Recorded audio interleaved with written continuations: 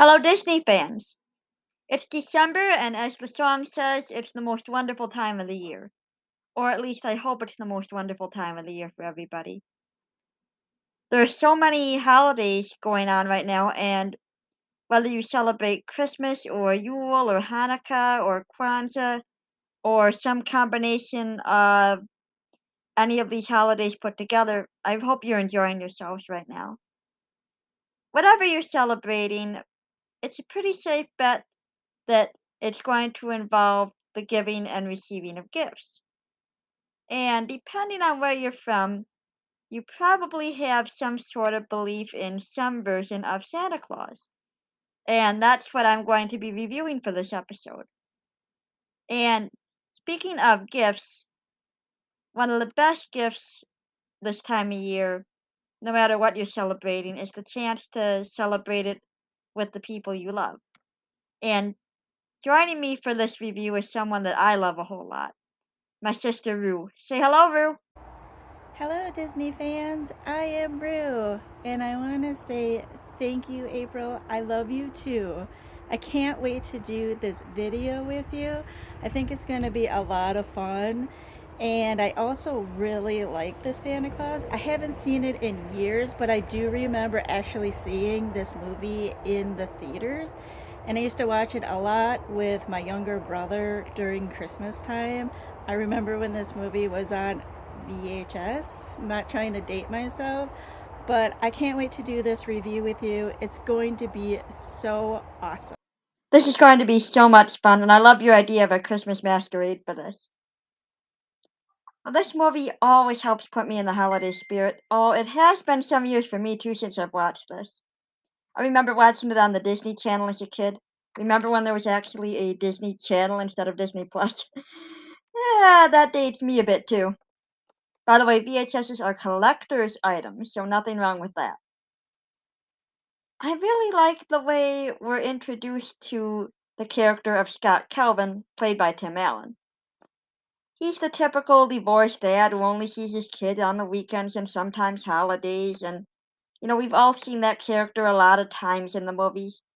And then they have to learn some life lesson about, usually it's money isn't the most important thing, or it's how to be more of a free spirit, or some kind of lesson like that.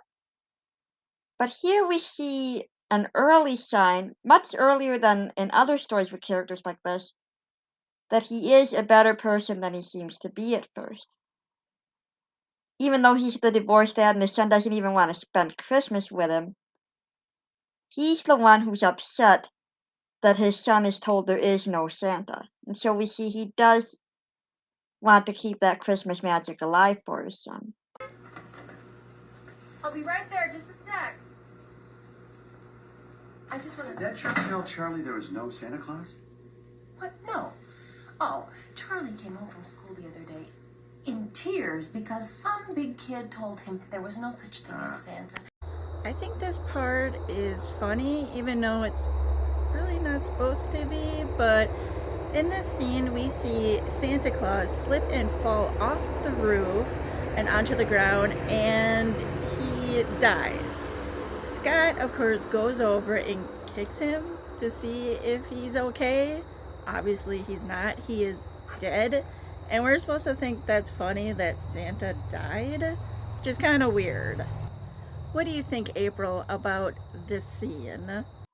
This is definitely a weird scene.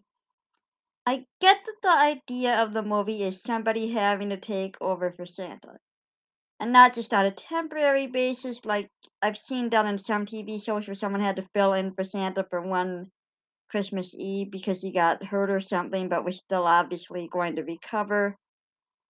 They wanted somebody to take over for Santa permanently, but they didn't have to kill Santa to do that.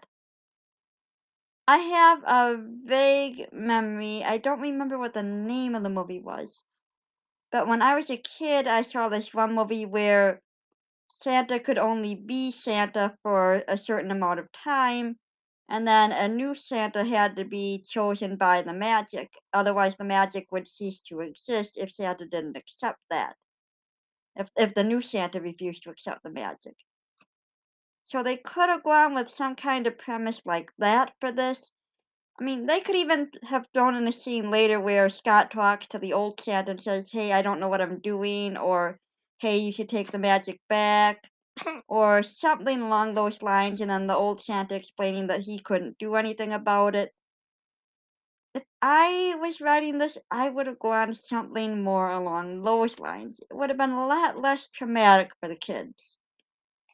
Although, oddly enough, the one of the weirdest things about this scene is there isn't trauma involved. I mean, this is really walking that line between something that should be traumatic and something that's trying to be funny. And even Charlie's reaction, I mean, he's obviously upset, but you can see in this scene, he's not reacting the way you would expect a kid to react to Santa just died. Santa! You killed him! Did not. And he's not Santa. Well, he was. I want to talk about the whole chimney thing. When Scott puts on the Santa suit, he of course becomes Santa, but you know, he doesn't believe it because he's an adult. And I really like the part where he's up on the roof, and of course this house doesn't have a chimney. So he's like, how am I supposed to get in this house? And they have like a little stack, like a little like metal stack. And he's like, I can't fit in there.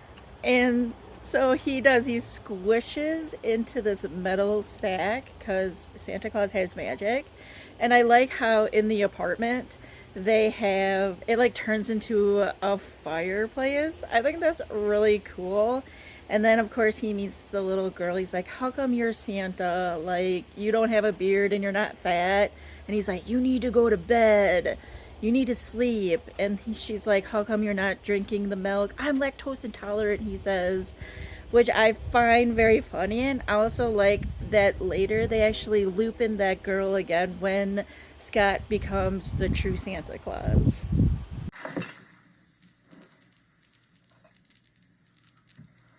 You're supposed to drink the milk.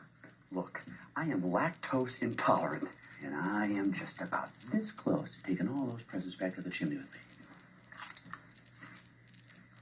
Supposed to drink that milk. I love that little girl. She is so sweet. And I love the change that she shows in him through his reaction to her.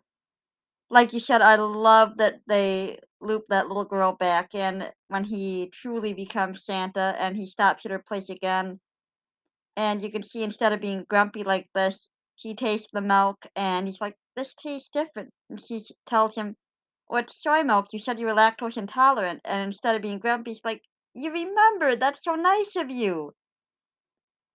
This is definitely one of my favorite scenes in the movie. And it's kind of unusual the way they do the whole first sleigh ride as Santa thing. Well, technically Santa. He hasn't officially become Santa yet, depending on whether you ask him or the elves.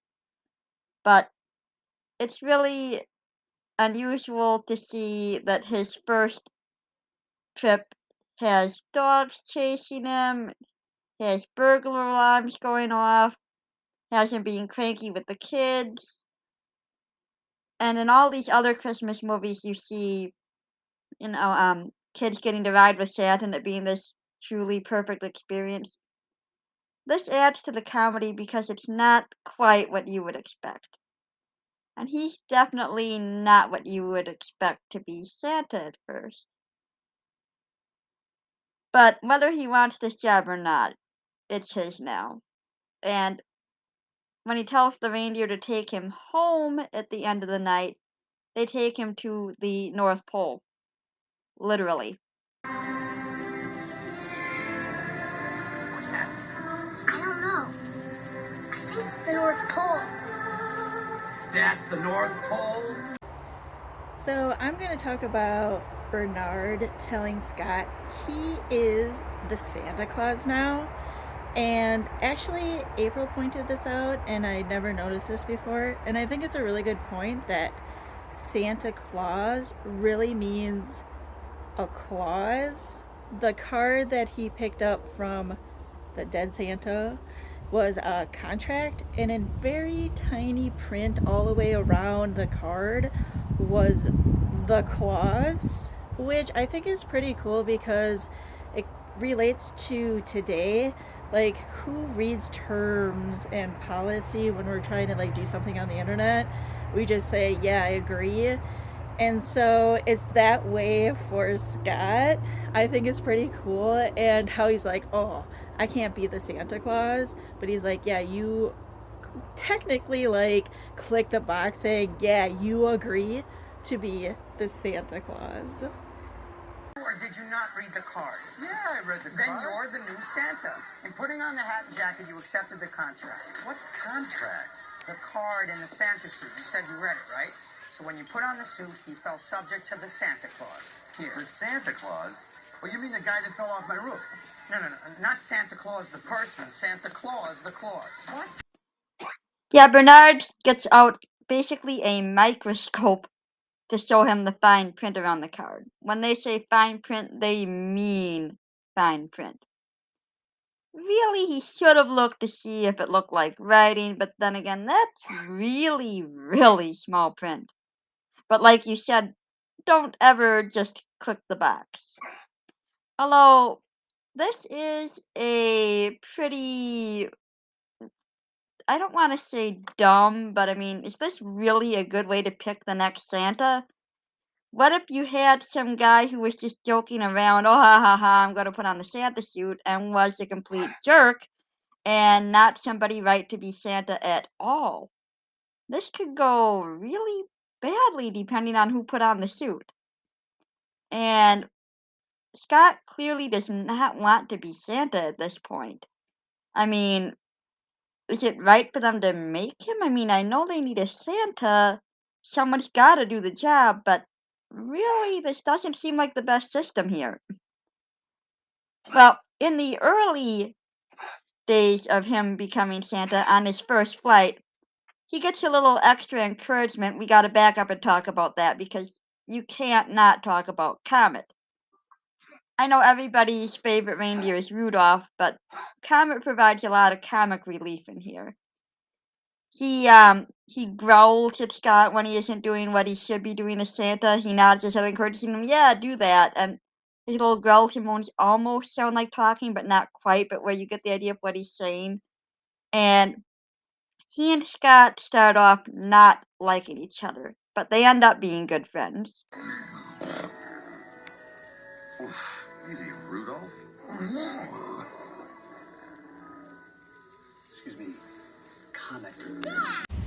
Next, we have Charlie really believing in Santa Claus. I mean, come on. Scott really is Santa Claus at this point. But after the whole school incident, Scott takes Charlie to the zoo, and Charlie says, look, it's the polar bears just like in the North Pole. And Scott's like, you need to stop doing that. I am not Santa Claus. And of course, Charlie pulls out the snow globe that he got from Bernard, and he's like, look, where would I have gotten this? And of course, you know, logic for adults, like, you can just buy those anywhere. They're snow globes. So he really wants Charlie just to stop.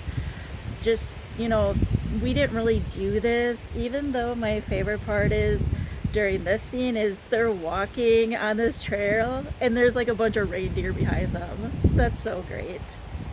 Charlie, you're wrong.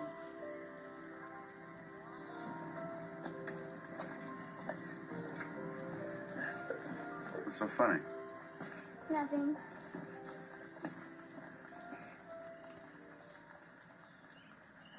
I love that scene too, and it's really, it's so sweet how Charlie keeps trying to get him to believe, and we see all these signs that he really is Santa, like the reindeer know it, and if animals know something about you, they know something about you. Animals know.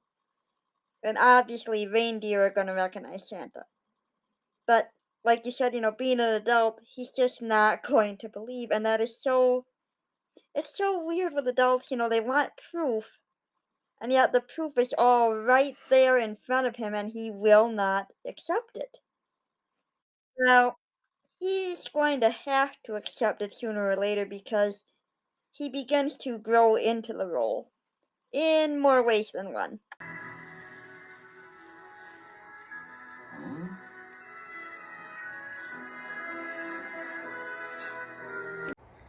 This next part for the Santa Claus is actually one of my favorite, and it's probably one of your favorites if you saw this movie, is when Calvin goes to the doctor and he's like, "Hey doctor, I gained so much weight in a week. How can that be possible?" And the doctor's like, "Well, it just happens. Like, what have you been eating? Cookies and milk, but I don't drink all the milk." And he's like, "Well, there you go." And then also my favorite part is like, "How fast can a beard grow?" And he's like, "I shave in the morning, then I look like this," and he has a big Santa beard. It's so great. But you know the best part. The best part is when the doctor is listening to his heart and his heart plays Jingle Bells. That is the best. Okay. Oh, it's cool.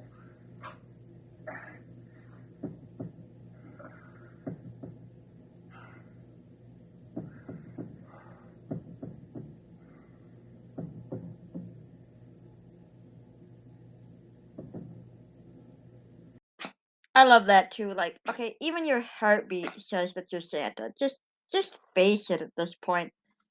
There's no denying it. Although I could see why going through all those transformations would be a little freaky, especially when they happen that fast.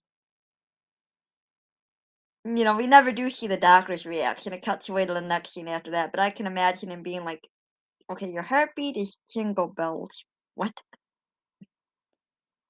Well, even if Scott isn't willing to accept that he's Santa at this point yet, kids know who he is. Kids always know.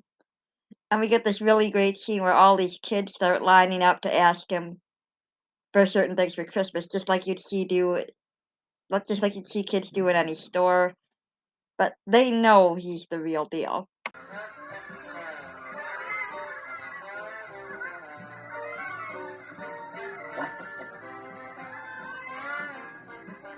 I want some ballet slippers.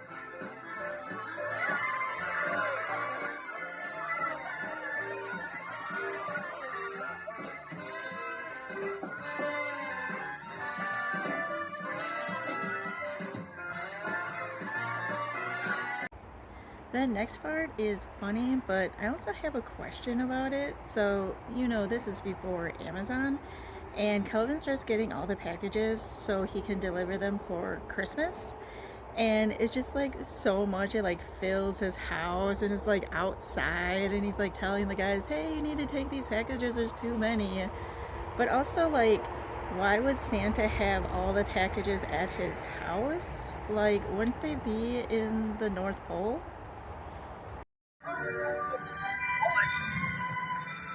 You!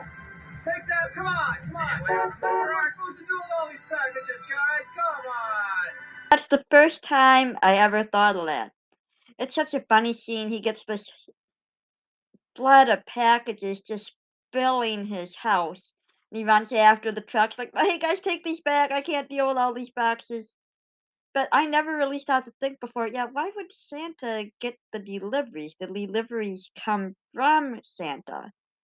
And it's just one of those things where you gotta take it as funny, I guess, because there is no logic to it. But it is a very funny moment. Well, we need those funny moments at this point because there's something very sad coming up. Everybody thinks that Scott's going crazy. Probably Scott himself by this point.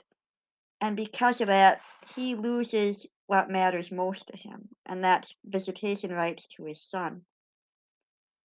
And Charlie tells him, you know, this hurts me too to lose seeing you, but you have something way more important. You are Santa, and you have to be there for those other kids. You can't let Christmas die. And he shows him that snow globe again and tells him, this is real. And Scott gets this great look on his face here. Really good acting. where you could see this is the moment where he finally accepts the truth. Yeah, I am Santa now.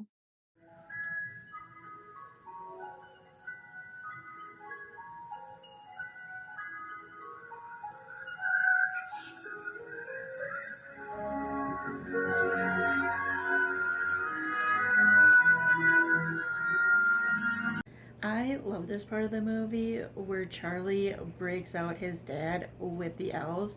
And by the way, they're not just elves, they are elves with attitude. I love that. And they tie up the guard with ribbon. I think that's really clever.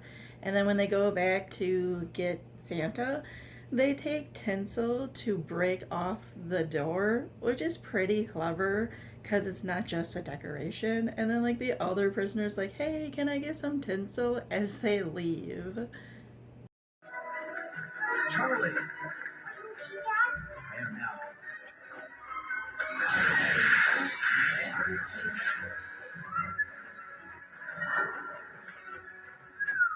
How'd you do that? Tinsel, not just for decoration. Hey, I get some of that tinsel? I love that part too. Who would have thought tinsel could break through bars, right?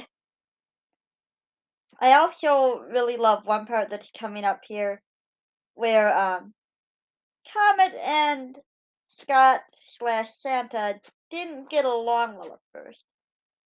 And you can see how far their relationship has come here because after the elves show him all the new stuff at the North Pole, he keeps asking, okay, what if I fall off the roof?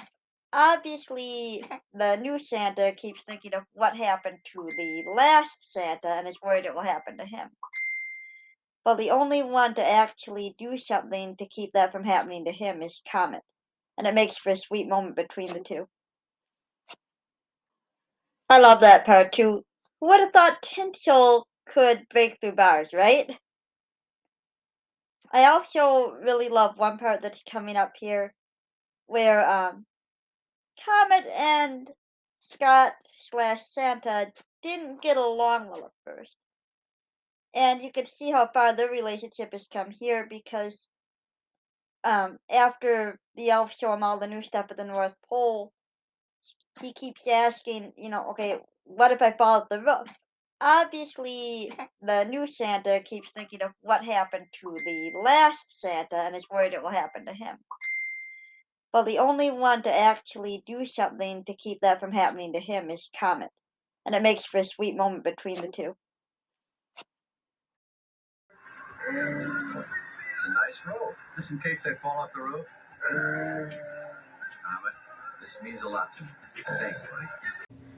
So Charlie wants to go keep doing Christmas with his dad, who's of course Santa Claus, and he drops off Charlie at home, and of course he's upset because he wants to keep hanging out with Santa and his dad. But it's time for him to be home with his mom and Neil.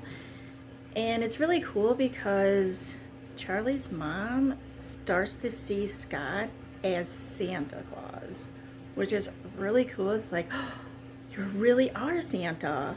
And Neil at first is like, come on, Scott. Kind of like give it up already. But then all of a sudden he's like, it's you, Santa. Which is really cool and a good turning point in the movie. Hon. It's you. It really is you. You really are Santa Claus. Pretty cool, huh? Oh my God. This is, of course, a bittersweet moment. Because even though everybody feels the joy that believing in Santa brings and they feel all the wonder of the season, being Santa means that he can't be in Charlie's everyday life the way they both wish he could. However, there is a silver lining to this.